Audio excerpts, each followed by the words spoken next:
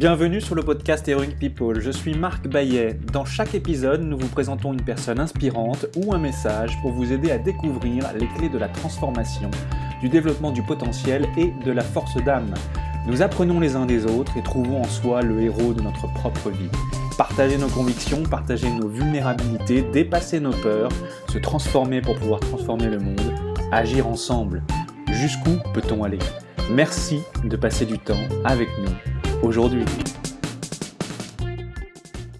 Dans ce nouvel épisode de l'émission Heroic People, vous sont proposés de courts extraits des épisodes des derniers mois. 3 invités vous livrent ce que signifie pour eux qu'être l'héroïne ou le héros de sa propre vie, ce qu'est la force d'âme et enfin un conseil pour améliorer dès maintenant son quotidien. Avec moi dans cet épisode, Joël Doré, chercheur à l'Institut Michaelis, expert en écologie microbienne intestinale, dont il a établi les liens avec certaines maladies chroniques. Tiffaine Mayol, consultante en parentalité et équilibre de vie en entreprise, praticienne en programmation neurolinguistique et maman.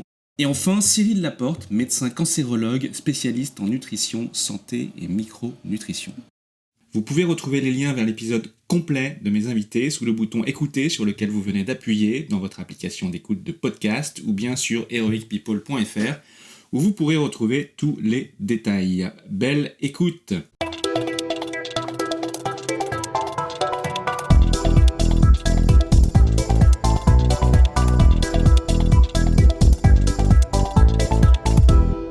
Extrait numéro 1, Joël Doré est chercheur en écologie microbienne intestinale à l'Institut Michaelis.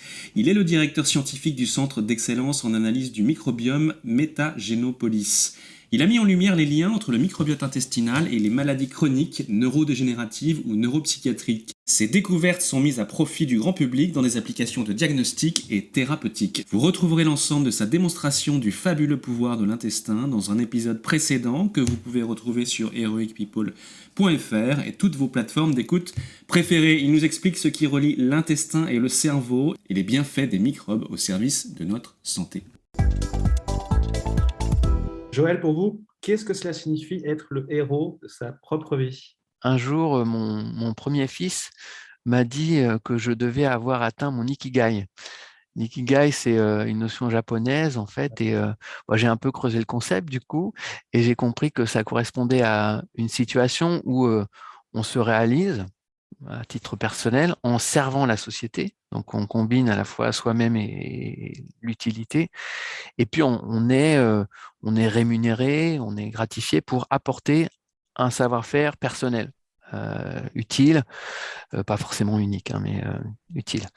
Et donc, effectivement, cette prise de conscience, pour moi, elle a été assez intéressante. Euh, et, euh, et ce que j'ai envie de dire tout de suite, c'est que je ne l'ai pas cherché en tant que tel, c'est-à-dire que j'ai appris à connaître ce concept-là au moment où mon fils m'en a parlé, mais ça n'avait pas été un objectif de ma vie. Je n'ai pas de grande certitude sur la question, c'est vraiment pas un attaque que j'ai recherché, mais sûrement, pour moi, c'est un peu ça, quoi, que d'être un héros de ma propre vie. C'est d'avoir abouti à cette situation où je combine un petit peu tout un tas où j'aligne un petit peu tout un tas de planètes. Pour vous, Joël, qu'est-ce que la force d'âme ? Justement, je pense que c'est peut-être ce qui pousse résolument à œuvrer, à agir pour les autres, quoi, en fait. C'est-à-dire à travers ce qu'on fait au quotidien, à travers des petites actions, et puis aussi, quand on peut, si on peut, à travers de l'apport de vision, de connaissances. Et donc, j'ai vraiment énormément de chance, en fait, d'avoir pu avoir le parcours que j'ai eu de chercheur dans un domaine où c'est assez fascinant, finalement, de pouvoir s'éclater dans son quotidien, dans sa vie professionnelle qui compte beaucoup et qui représente beaucoup de temps, et puis en même temps d'être dans une situation où ça peut effectivement contribuer à apporter un petit peu de mieux à la société. C'est peut-être dicté par nos microbiotes, hein, en fait. Non, c'est oui, cette force qu'on a et qui nous dit voilà, vas-y. Et qui est intérieur. Il va donner et qui est intérieur. Ouais. Quel conseil ou petit exercice simple et concret pouvez-vous proposer à ceux qui nous écoutent pour commencer à introduire le changement et améliorer tout de suite leur vie et leur quotidien ? puisqu'on part tous de quelque part? Ben, en fait, je sais plus faire l'abstraction de l'aspect climat, quoi. Donc, on parle beaucoup climat en ce moment, et parmi les leviers majeurs sur lesquels chacun de nous peut agir, il y a l'alimentation, donc les deux se rejoignent. On peut tous contribuer assez facilement. Et pour ce qui est de l'alimentation, en fait, le levier fort, c'est que euh, on, on a des systèmes de production agricole et pour l'élevage notamment, qui font on brûle beaucoup de la planète en consommant de l'animal. L'animal consomme le végétal et donc du coup il y a une perte d'énergie incroyable dans ce processus. Il consomme énormément d'eau, donc il y a une perte d'eau qui est aussi une richesse importante sur la planète et donc diminuer sa consommation de composés d'origine animale, pour moi, c'est un moyen tellement simple d'agir sur et pour la planète que voilà, je le conseille vraiment. Et ça consiste à relier l'utile pour notre symbiose à l'utile pour la planète, quoi. L'écologie, ça commence par l'écologie de soi, quoi. L'écologie Oui, de la planète, ça commence par l'écologie de soi, le rapport à soi-même et aux autres. et enfin les deux marchent ensemble en fait, quoi. Ouais, Exactement. ouais. Donc, la nature de nos relations aux autres sont essentielles. La nature de nos relations aux autres, à la nature, la vision de l'impact qu'on a finalement, on parlait de sobriété heureuse, la vision de l'impact qu'on a sur notre environnement, sur la planète est vraiment importante, quoi. Elle doit un petit peu conditionner notre vision et notre vie. Hmm. Merci beaucoup, Joël.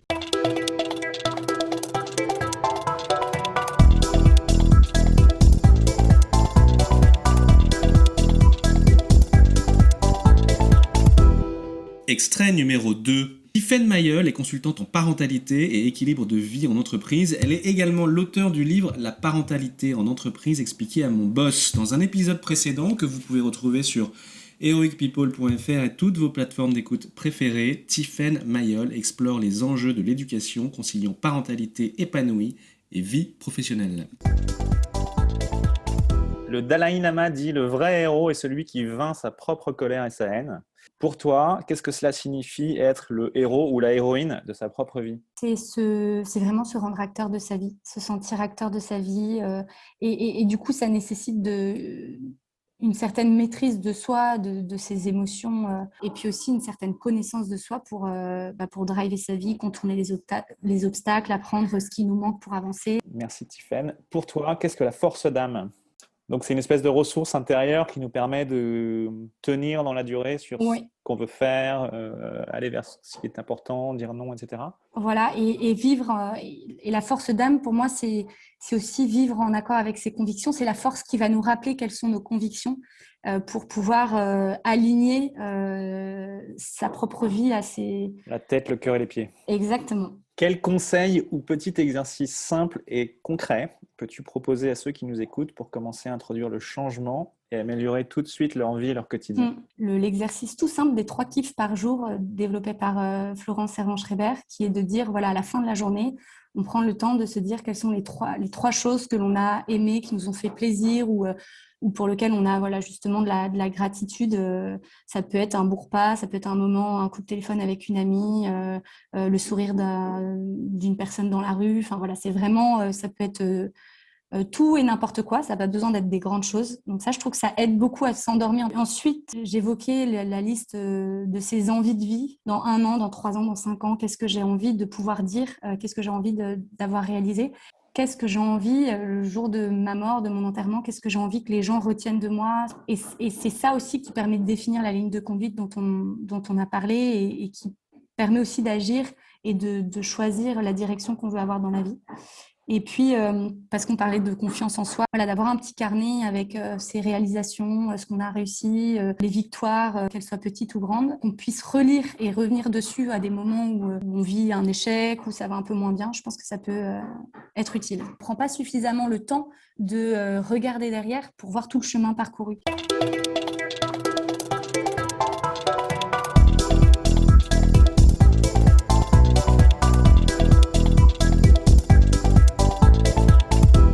Extrait numéro 3. Cyril Laporte est médecin cancérologue, titulaire d'un diplôme universitaire en nutrition santé et micronutrition.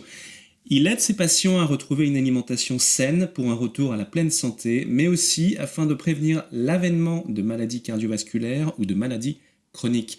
Il est également l'auteur du livre « La nouvelle révolution alimentaire » coécrit avec Pierre Joyot. Vous retrouverez l'intégralité de notre discussion dans un épisode précédent disponible sur heroicpeople.fr et sur toutes vos plateformes d'écoute préférées. Cyril Laporte nous y donne des clés concrètes pour mettre notre alimentation au service de notre santé, développer notre énergie et notre vitalité. Pour vous, qu'est-ce que cela signifie être le héros de sa propre vie ? Réussir à soi-même donner un sens à ce que l'on fait, aller au-delà de ce que l'on fait au quotidien, donner un sens plus général à ce que l'on fait et du coup pouvoir se raconter une histoire. Parce que les héros, en fait, ils ont des histoires magnifiques. Arriver à élargir le sens de ce que l'on fait pour pouvoir tramer une histoire. Quelle qu'elle soit, il n'y a pas besoin d'une histoire qui ait une grandeur extraordinaire. Pour vous, qu'est-ce que la force d'âme ? La générosité. C'est Spinoza qui avait défini, parler de générosité et de fermeté, je crois. Moi, je garde juste la générosité. La fermeté, c'est quelque chose d'une vision rationnelle. On est ferme, on a un objectif, un but, et la force d'âme va nous faire tracer jusqu'à ce but-là. Et la générosité, ça va être mettre au service. Mais la fermeté, c'est au service de la générosité. Et là, je pense qu'on est dans la force d'âme. Quel conseil ou petit exercice simple et concret pouvez-vous proposer à ceux qui nous écoutent pour commencer à introduire le changement et améliorer tout de suite leur vie et leur quotidien ? S'octroyer des temps de repos. C'est quelque chose qui manque énormément dans notre société. De vrai repos, pas un repos avec des écouteurs dans les oreilles et une musique qui est très forte. En fait, je ne pense pas que ce soit du repos, personnellement. Arriver à s'octroyer des temps de repos, même 5 minutes sur une journée, c'est largement faisable, puisque le temps passé devant les écrans dans nos sociétés, il est de l'ordre de 6 heures par jour. Je pense qu'on peut couper quelques minutes et s'octroyer ce temps de repos. Donc il y a le repos, le bien manger, mettre de la couleur dans ses assiettes avec des légumes de saison. En plus, c'est gai, ça fait partie du plaisir aussi. Arriver à écouter ce que l'on ressent, et puis de temps en temps s'octroyer des moments seuls, dans un environnement favorable, apaisant. Aller dans des forêts, dans des prairies, dans la montagne. La nature, le grand air. Oui, ça peut être dans un parc aussi en ville. Il y a des parcs qui sont très beaux et qui ne sont pas toujours très fréquentés, et certains horaires.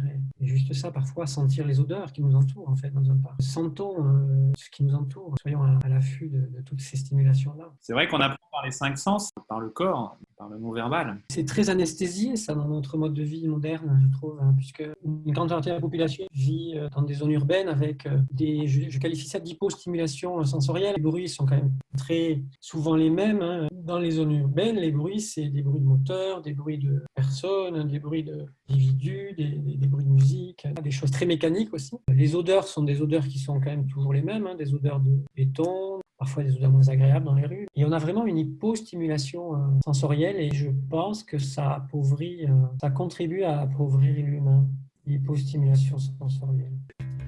C'est la fin de votre épisode du podcast Heroic People. Merci de nous avoir écoutés. J'espère que cet épisode vous a inspiré et vous a été utile. Si c'est le cas, partagez-le à 1 ou 2 amis par SMS ou sur vos réseaux sociaux. Vous avez le pouvoir de changer la vie de quelqu'un et c'est maintenant. Vous pouvez retrouver cet épisode et son résumé écrit, mais aussi tous les autres épisodes sur le site du podcast heroicpeople.fr. Pour nous contacter, nous faire des suggestions, proposer des invités, c'est toujours sur le site du podcast que ça se passe, heroicpeople.fr, ou encore les réseaux sociaux LinkedIn, Facebook ou Medium. Enfin, sans vous, nous ne sommes rien, avec vous, nous sommes tout. Si vous avez été inspiré par cet épisode, alors laissez-nous un commentaire et quelques étoiles sur Apple Podcasts ou votre plateforme d'écoute préférée. Dites-nous comment le podcast vous a inspiré et contribue à améliorer votre vie. C'est grâce à cela que nous pouvons faire connaître le podcast Heroic People. Merci d'avoir écouté, il est temps maintenant d'agir et de révéler sa grandeur et sa force d'âme. À bientôt sur le podcast Heroic People.